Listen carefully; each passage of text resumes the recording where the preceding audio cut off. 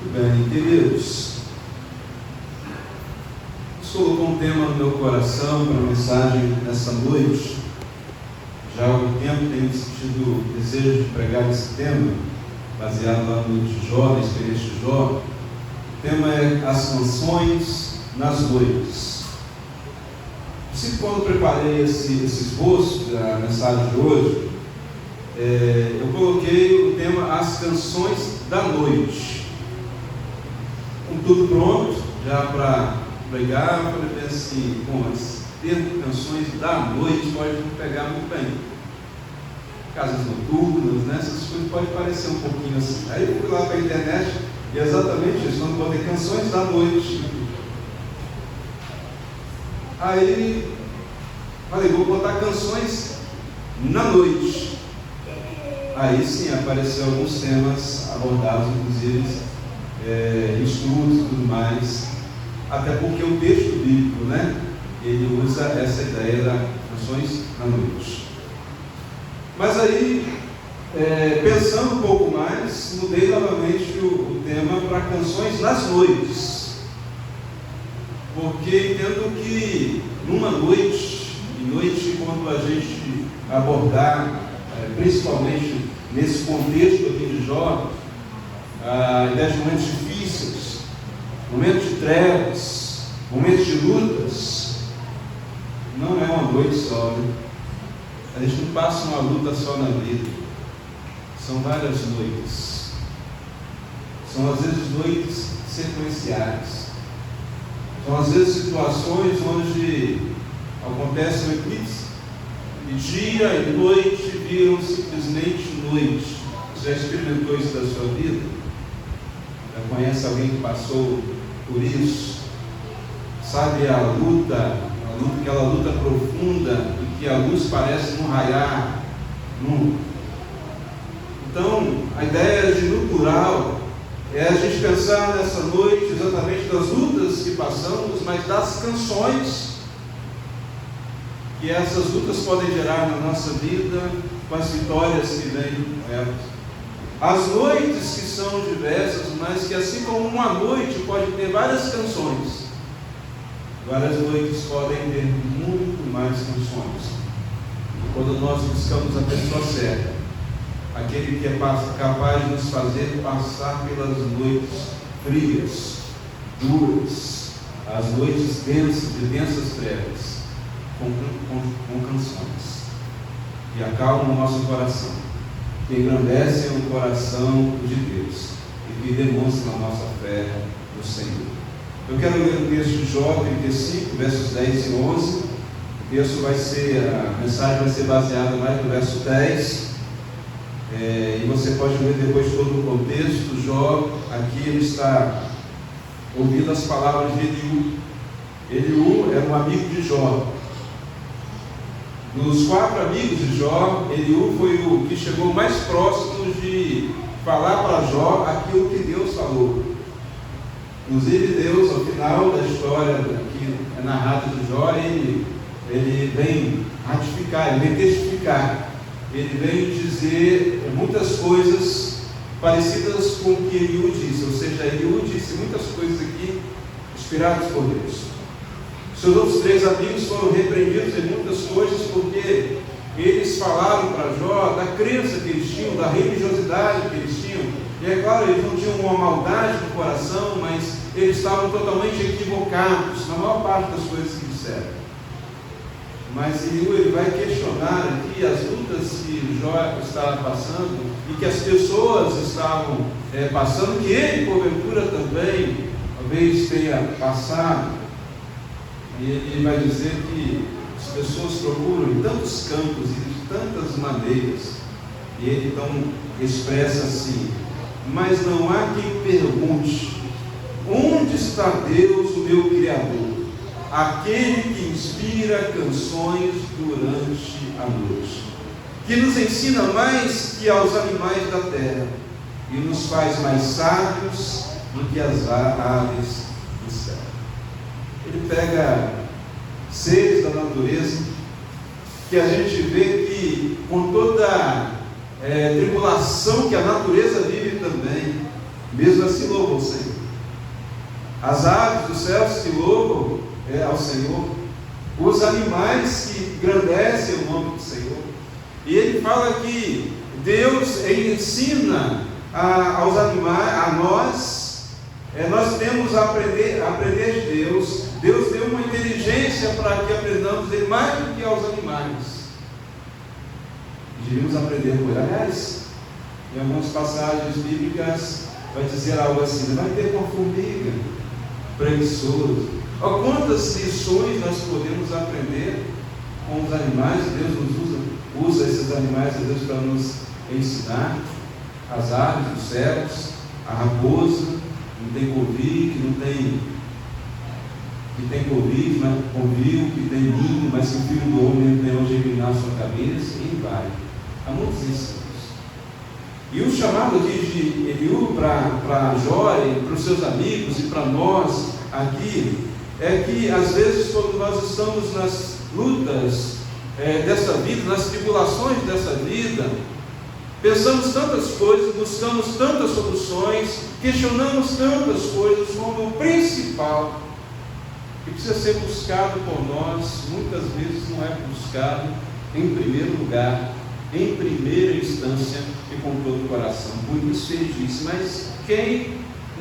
mas não há quem pergunte: onde está Deus, o meu Criador, aquele que inspira canções durante a noite. Uma coisa que a gente pode aprender com essas palavras de Eliú é que Deus é o autor das canções da noite.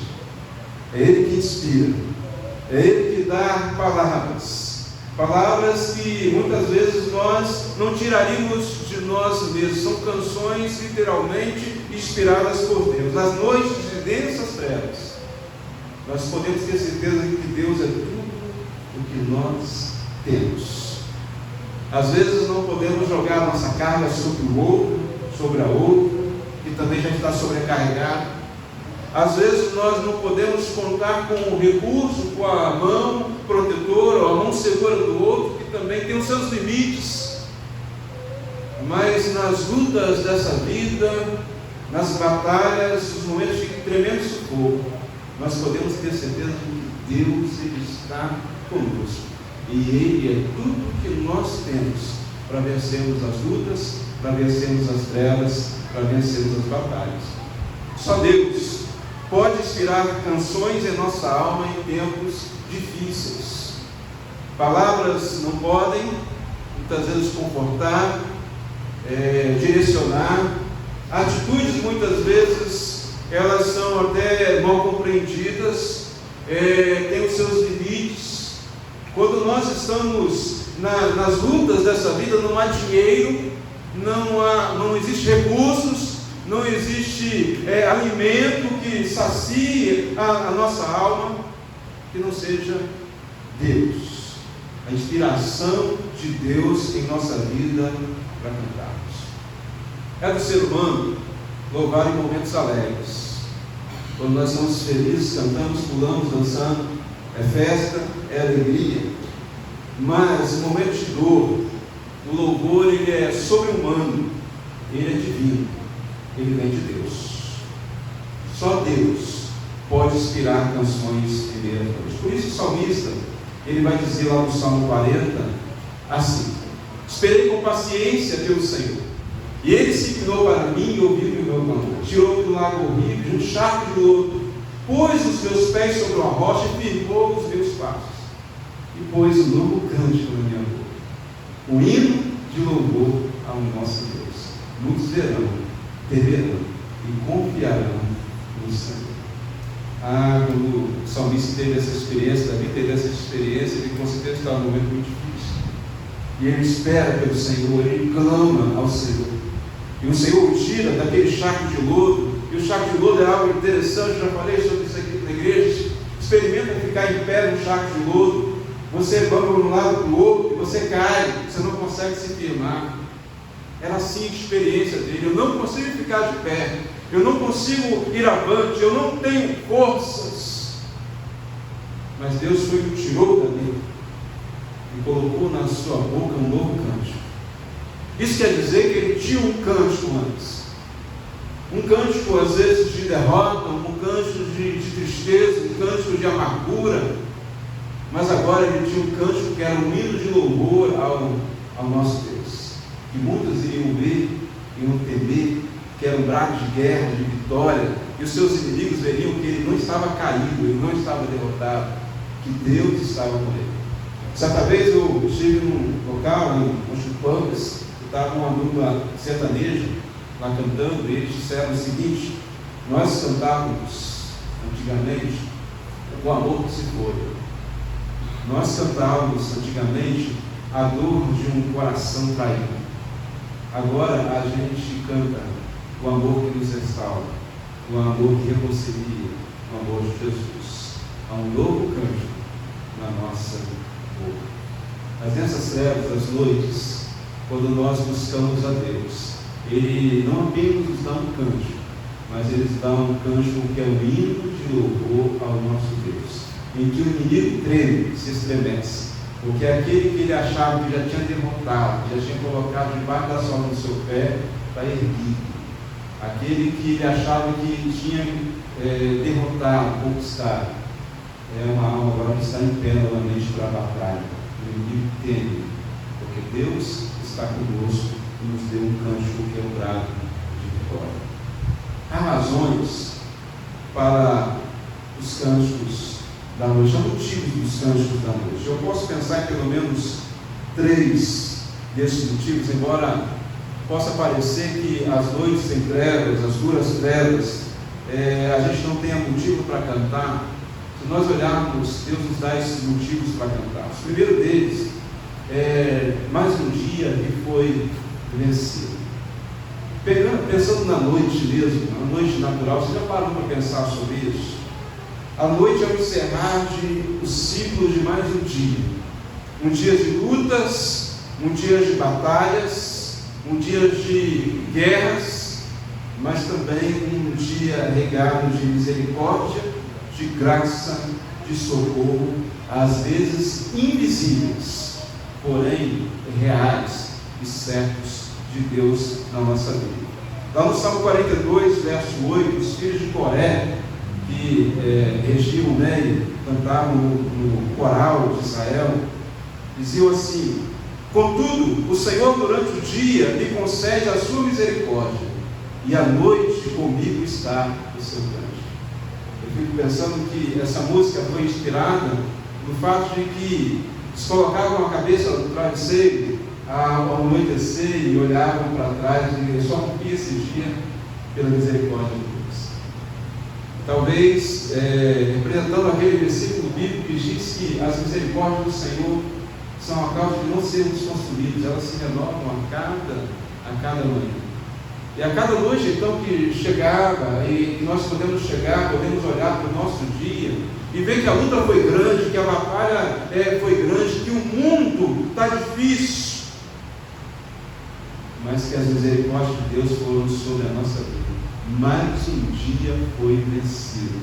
Por isso há um motivo, uma razão para cantarmos nas noites. Segundo motivo, mais uma noite é chegada, como resultado da graça de Deus que nos concede descanso.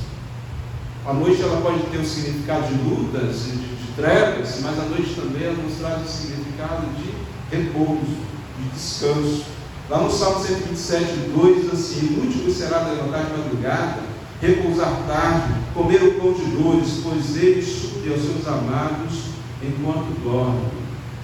Se o Senhor não edificar a casa, é o contexto desse texto, vai ser inútil você levantar de madrugada, dormir bem tarde, acordar bem cedo e dormir bem tarde, comer aquele pão suado, aquele pão de muitas dores, vai ser inútil se o Senhor não edificar a casa. Mas o texto ele continua dizendo que Deus supre aos nossos amados enquanto nós dormimos. O que ele está dizendo aqui? A sua noite é para você dormir. Não perca a noite do sono. A sua noite é para você descansar, para entregar os seus problemas no meu altar. Não adianta você falar assim, eu tenho que acordar amanhã bem cedo, porque eu tenho muitos problemas para resolver, e eu vou dormir muito tarde, porque eu tive tantos problemas para resolver que não dei conta neste dia. Quando na verdade devemos simplesmente orar a Deus e dizer, Senhor, eu não dou conta, mas o Senhor dá. Está em tuas mãos. Eu quero dormir, quero descansar. Descanso no Senhor, sério, que aquilo que não foi resolvido hoje, o Senhor está cuidando para mim. Porque a tua promessa, a tua palavra, que quando eu durmo, o Senhor supre as minhas necessidades. Porque eu sou um amado, sou uma amada do Senhor. Essa é a certeza que nós temos que ter. E quando nós cantamos esse cântico da noite, que é o descanso de Deus, até um bom ronco pode ser um cântico agradável a Senhor. Porque você está dormindo, descansando, dizendo, entreguei meus problemas para Deus. E agora, nada vai tirar a minha noite de sono. Só acordo amanhã para Deus, se Deus quiser, para fazer aquilo que Deus me direcionou, porque Ele já preparou tudo. E nas regiões celestiais, os meus problemas já estão resolvidos para Deus. Você já reparou que quando alguém, matemático, ele vai estudar na faculdade, no doutorado, alguém passa para ele um problema muito sério, mas que já tem resposta, o professor já sabe a resposta. O professor já fez aquele problema antes. O aluno está aprendendo. Nós somos alunos, nós estamos aprendendo. Mas Deus olha do céu e fala assim, esse problema eu já resolvi. Eu já sei como resolver. Eu já tenho a solução para ele. Você só tem que olhar para o quadro negro e aprender direitinho como que resolve esse problema. E às vezes a gente aprende nas lutas, nas dificuldades. O outro motivo da nossa canção da noite é que mais um dia virá. Então um dia se encerrou, glória a Deus, venci o dia. Lutas foram vencidas. A noite chegou, descanso. Olha, entrego tudo assim. Mais um dia virá. E com esse dia traz consigo esperança, promessas, novas oportunidades de aprendizado, de crescimento e vitórias. É mais um dia. Não é tristemente dizendo mais um dia, mas alegremente dizendo é mais um dia. Eu não consegui ontem, eu consegui hoje. Não deu para ser ontem, mas vai dar para ser hoje.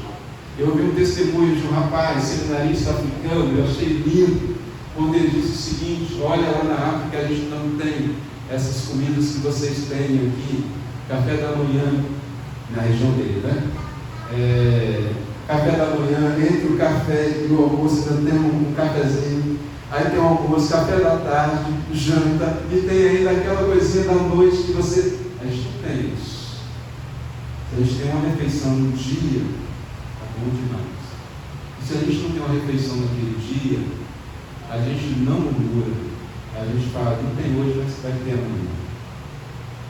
E se não tem amanhã, a gente diz assim, teve ontem, não teve hoje, mas amanhã vai ter. E é essa a nossa confiança em Deus. Olhar para o amanhã com esperança. Ah, irmãos, eu olho para a gente e vejo que a gente tem tanta coisa, um guarda-roupa cheio, comida na mesa, às vezes a gente escolhe e abre a geladeira e olha e fala assim, não tem nada que eu gosto para comer. A gente abre a porta do guarda-roupa e fala assim, não tem uma coisa legal que eu queira vestir aqui. E a gente reclama de tantas coisas, quando na verdade Deus tem dado tanto para nós. Ele dá mais um dia para a gente romper, para a gente viver, para a gente alegrar. Por isso, na noite de hoje, eu posso me alegrar e cantar a canção do amanhã. E dizer, amanhã vai romper mais um dia. Amanhã Deus tem novas para mim. Deus tem vitória para mim. No Salmo 30, verso 5 nos diz, o choro pode durar uma noite, mas a alegria vem ao amanhecer. Vamos falar comigo? O choro pode durar uma noite, mas a alegria vem ao amanhecer. Não tem noite que dure a eternidade. Vai vir o seu amanhecer. Às vezes o amanhecer não é um amanhecer literal do dia de 12 horas de um dia para o outro, da noite para o dia. Às vezes o amanhecer vai ser no próximo ano, vai ser no próximo mês. Nós não sabemos. Mas o seu amanhecer virá. A resposta de Deus vem para a sua vida, porque Deus te ama. E Ele jamais despreza a sua oração. Qual a excelência das canções da noite? A primeira coisa que a gente pode entender das canções da noite, da excelência, da maravilha das canções das noites, é que elas são sinceras, reais e de plena adoração. Lá em Jó capítulo 1, versos 20 e 21, Jó diz assim: então Jó se levantou, rasgou o seu manto, que era um sinal de adoração, rapou a cabeça, lançou-se em terra e o adorou a Deus. Jó tinha perdido filhos, Jó tinha perdido bens, Jó tinha perdido o seu prestígio que tinha na sua sociedade, porque agora as pessoas olham para ele e falam assim: algum pecado grave ele deve ter cometido para ter acontecido isso com ele. Jó, da noite para o dia, perdeu quase tudo que tinha, perdeu a saúde, perdeu quase tudo. Mas diz o texto que Jó adorou a Deus e disse: no sair do ventre da minha mãe, no ventre da minha mãe eu não tinha conta bancária, no ventre da minha mãe eu não tinha carro, bicicleta, no ventre da minha mãe eu não tinha roupa, no ventre da minha mãe eu não tinha casa, no ventre da minha mãe eu não tinha nada. Nu eu saí de lá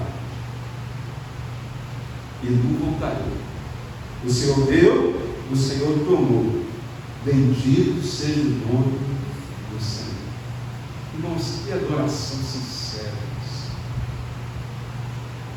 Que adoração profunda é essa? Que adoração real é essa? Às vezes a gente adora a Deus nos tempos de bonanças, mas Satanás chegou para Deus e falou assim: esse seu servo, ele só se adora, esse teu servo, ele só é fiel porque o Senhor o cerca de bens. Assim, quem não seria, quem não adoraria? E Deus falou assim: eu conheço meu servo, eu vou te permitir você tirar tudo dele, menos a vida dele. Eu tenho certeza que ele não vai blasfemar contra mim, porque ele é íntegro, ele me adora de verdade. Ele me adora de dia, mas ele me adora de noite também. Ele me adora na alegria, mas ele me adora na tristeza também. Ele me adora quando ele compreende tudo o que está acontecendo e quando ele não consegue entender nada do que está acontecendo. E não serve adorador. Você vai ver isso. E Jó provou isso com a vida dele, com as palavras dele, adorou-se. As canções das noites são excelentes, porque elas mostram um coração sincero, mostram um coração de verdadeiro adorador.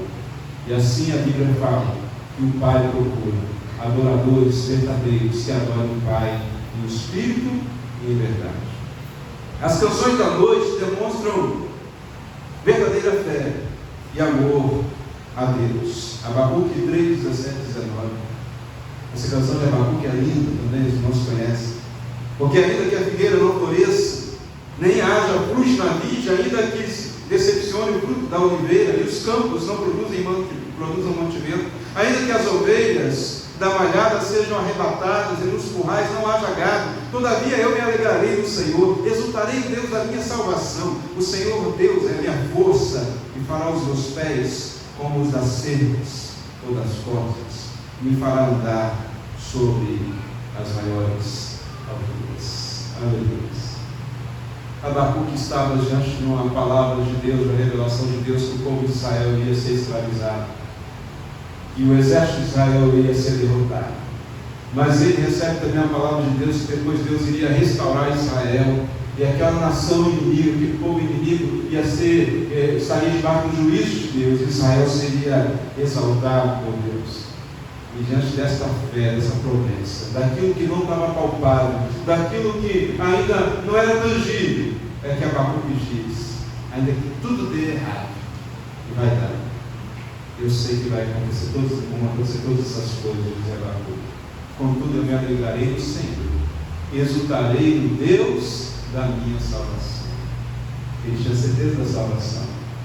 E isso é a maior certeza que nós podemos ter. Mesmo que a gente não conquiste nessa vida aqui tudo que nós gostaríamos de conquistar, mesmo que as lutas nossas sejam às vezes até maiores do que aquelas que o nosso próximo esteja passando. E olha que tem pessoas que estão passando hoje lutas terríveis, pessoas que não tiveram oportunidade sequer de viver a vida por causa da guerra, por causa da fome, por causa da peste, por causa de tantas coisas. Mas o fato de ter certeza da salvação me garante que pode louvar ao Senhor e se alegrar no Senhor. Portanto, a nossa adoração, a nosso louvor nas noites demonstram a nossa verdadeira fé e amor a nosso Deus. Terceiro, a excelência das canções nas noites são os instrumentos de vitória.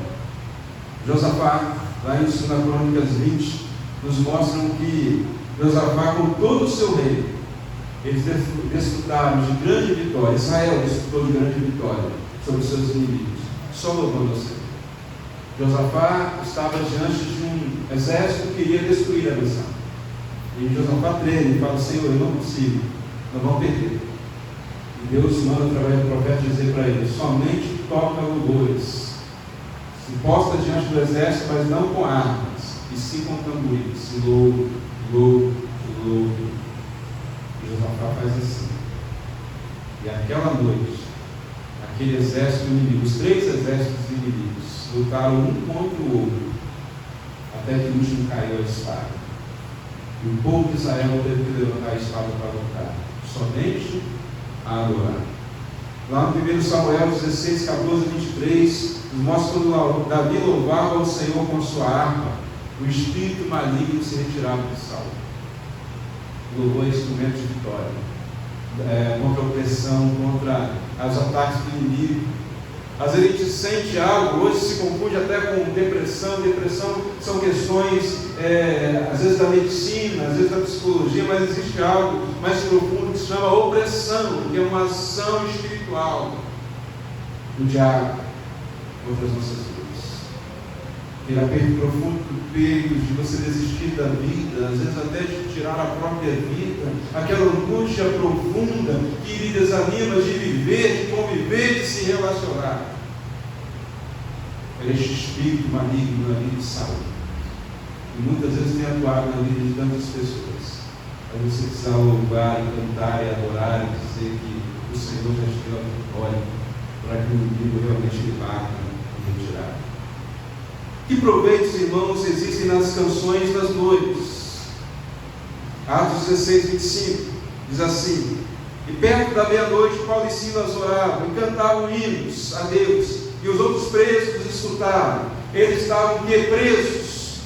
Paulo e Silas estavam presos, anunciavam o Evangelho, proclamavam, e por causa disso, não porque tinham cometido algum crime, não porque tinham ido contra alguma autoridade, mas porque anunciavam o Evangelho, as boas novas, estavam presos.